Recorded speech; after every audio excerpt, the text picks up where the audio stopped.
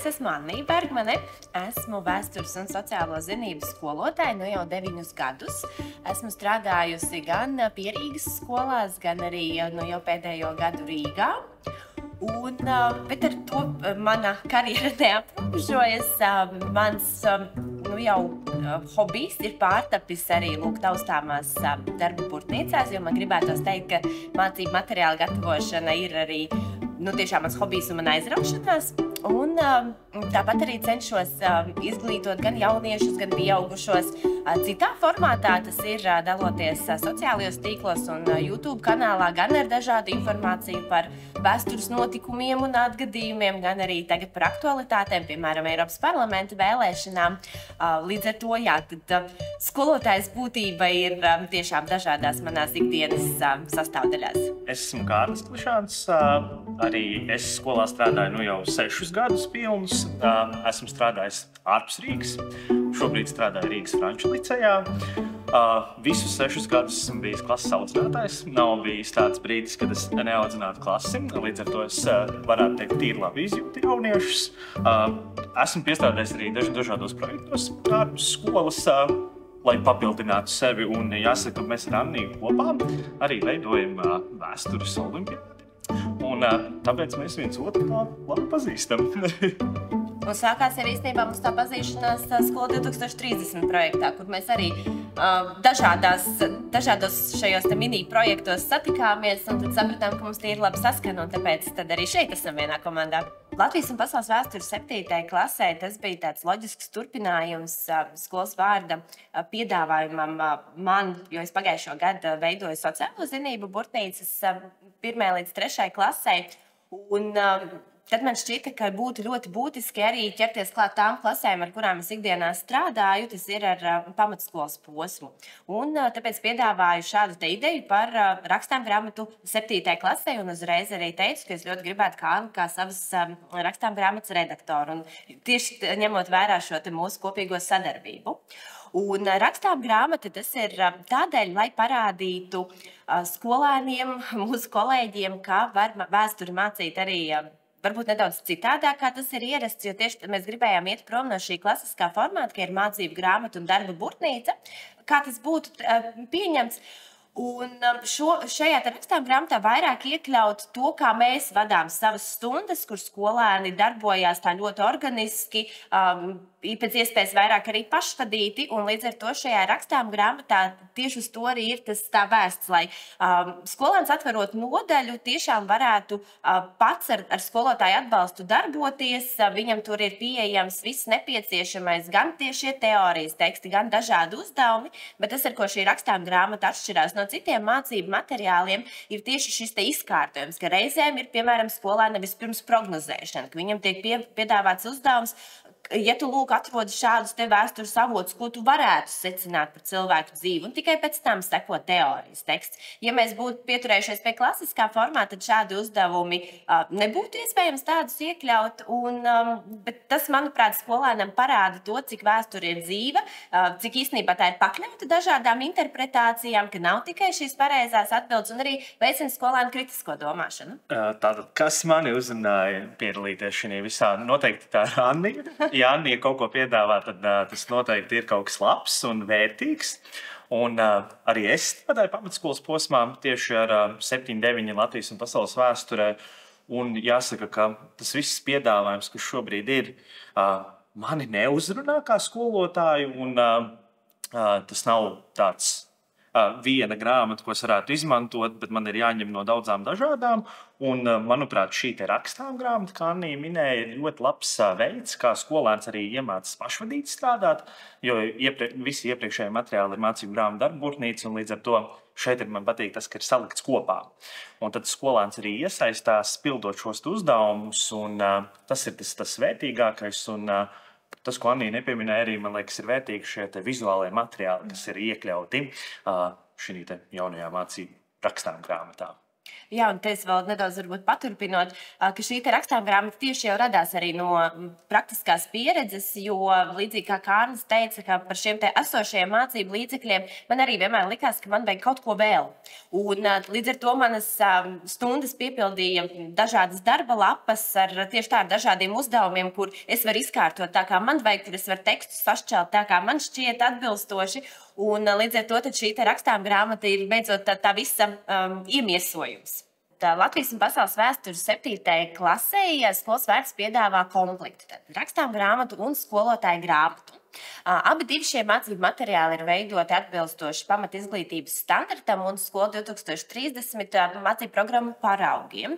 Attiecīgi ir ieturēts šis te pats dalījums tematos, arī tematu nosaukumi ir saglabāti, bet ir sīki sadalīts apakšnodaļās. Katrai mācību stundai atbilst viena no šīm apakšnodaļām. Savukārt skolotāja metodiskajā līdzeklī ir iekļauts viss nepieciešamais atbalsts tieši skolotājiem. Tie ir gan pārbaudas darba paraugi ar atbilstošiem snieguma līmeņa aprakstiem, gan dažādi komentāri pie uzdevumiem, kas ar šo uzdevumu ir domāts, kā to ir iespējams diferencēt, kā arī saites uz papildus līdzekļiem, kā arī vēl papildus uzskats materiāli, ja tādi ir nepieciešami konkrētajā apakštematā.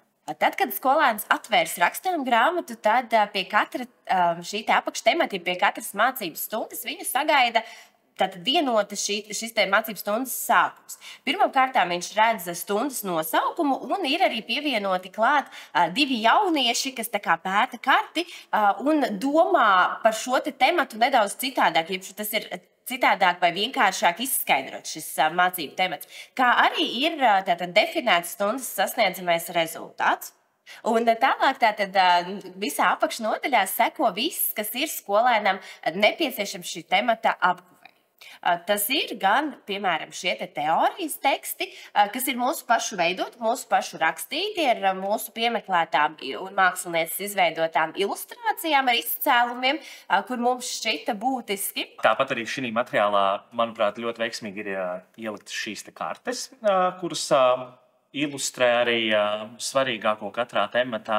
Un noteikti tas labais ir, ka šie uzdevumi miedarbojas ar šo mācību satura tekstu, ka tas nav tā mākslīgi izrauts vai pievienots, bet tas iet tādā loģiskā ritmā uz priekšu. Pats galvenais rakstāmgrāmatā ir iekļauti dažādi veidi uzdevumi. Pirmām kārtām tie ir dažādos sarežģītības līmeņos pēc solo taksonomijas, tā lai skolēnam ir iespēja vingrināties dažādos domāšanas dziļumos. Tad ir arī tādi uzdevumi, kas, piemēram, ir domāti prognozēšanai vai dažādu citu vēsturisko prasmju attīstīšanai, kas skolēnam var būt nepieciešams, un tas ir arī mēģināts izdarīt tādā skolēnam saistošā veidā, piemēram, aicinot viņu iejusties vēsturnieka ādā, ko, manuprāt, mēs stundās diezgan maz tā skolēnam atļaujam pašam būt arī savam ekspertam. Un tāpat arī šajā rakstāmgrāmatā ir iekļauti uzdevumi, kuriem ir paredzēts, ka skolēns sadarbojas pāros vai grupās. Un, piemēram, arī pie sadarbības pāros ir arī šie salīdzināšanas un refleksijas uzdevumi, ka skolēns tiek mudināts salīdzināt atbildes ar kādu savu klases biedru un tad pamatot tās, ja viņiem šīs atbildes atšķirās. Tātad jau tiek iekļauts organiski šī iespēja tiešām sadarboties un kā palīdzēt vienam otram. Šī rakstāmgrāmatā ir iekļauts dažādas atgādnes. Viena no tādām, piemēram, kā rakstīt definīcijas, pievienotas, un šīs atgādnes arī tiek izceltas, tā lai skolēns tās pamana un redz, un ir uzdots uzdevums, ir redzama atgādne, un tādā veidā skolēns saprot, kurā brīdī viņam šis atbalsts ir nepieciešams. Rakstāmgrāmatā ir iekļautas arī atgādnes tekstu uztverei, jo, protams, ka skolēniem garu tekstu vai sarežģītu tekstu uztvere var sagādāt grūtības, tāpēc mēs jau esam iekšā iestrādājuši atgādnes, kas var palīdzēt skolēnam tikt galā ar garāku tekstu un veikt šo apzināto lasīšanu, lai skolēns nevis vienkārši izlasa tekstu, bet tiešām piedomā un atzīmē to, ko viņš ir izlasījis un sapratis. Tāpat ir svarīgi, ka katras nodaļas beigās ir atgriezeniskā saite skolēnam paredzēta, un jāsaka, ka katrā nodaļā tā būs sava. Tādējādi arī parādot kolēģiem, kādas ir dažādas iespējas atgriezeniskai saitei stundas beigās, un noteikti tas ir viens no vērtīgākajiem šiem te pienesumiem rakstām grāmatai, parādot, cik atgriezeniskā saite var būt dažāda. Un, protams, mēs esam arī padomājuši par skolēniem, kuriem ir interese par vēsturi un kuriem vai nu konkrētā stunda ir likusies ļoti interesanti, vai vēsturi kā priekšmets pats par sevi šķiet ļoti aizraujoši. Un tāpēc katras nodaļas vai katras stundas beigās ir arī sadaļa Uzzini vairāk, kur ar kvadrātu kodu skolēns var nonākt gan pie dažādiem video, gan pie vēl virtuālajām izstādēm. Tās mēs cenšamies daudz izmantot. Tāpat arī vēl pie kaut kādiem teorijas vai interesantu faktu apkopojumiem, lai tiešām uzzinātu vēl kaut ko, kas nav tieši obligātajā saturā iekļauts, bet kas var palīdzēt padziļināt izpratni un zināšanas par konkrēto apakštematu. Un jāsaka, bieži vien gadās, ka skolēni ir ļoti aši visu izdarījuši. Ir tie, kas lēnāk strādā, tie, kas ātrāk strādā, un man bieži ir tā, ka viss ir izdarīts, un tad ir uz sitienu jāizdomā, ko nu darīt.